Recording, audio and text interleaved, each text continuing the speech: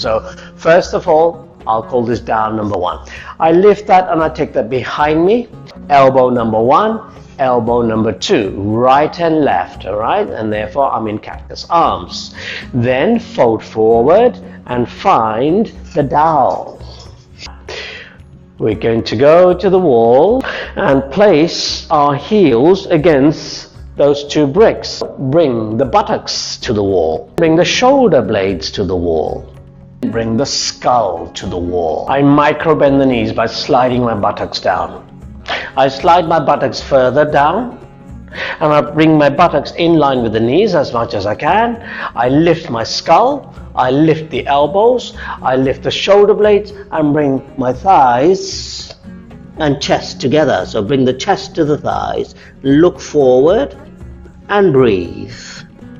10, 9, 8, 7, 6, 5, 4, 3, 2, and 1. Slide my buttocks up the wall and straighten my legs by keeping my chest and thighs connected. Allow now the buttocks to slide up as far as they will go.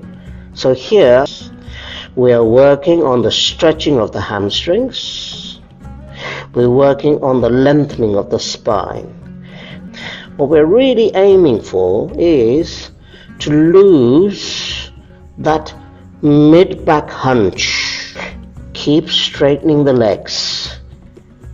Going to be here for another minute. Keep breathing and allow the dowel to lower down further. Breathe. Keep pushing the buttocks up. You'll find the sit bones on the wall. Stretch upwards. Straighten your knees. And breathe. The lower back is pushing upwards because your buttocks are pushing upwards.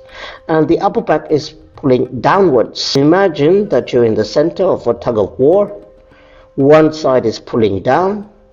The other side is pulling up. Upper and lower back. Upper back pulling down, gravity helping of course. Lower back pulling upwards by using the buttocks, pushing up the wall.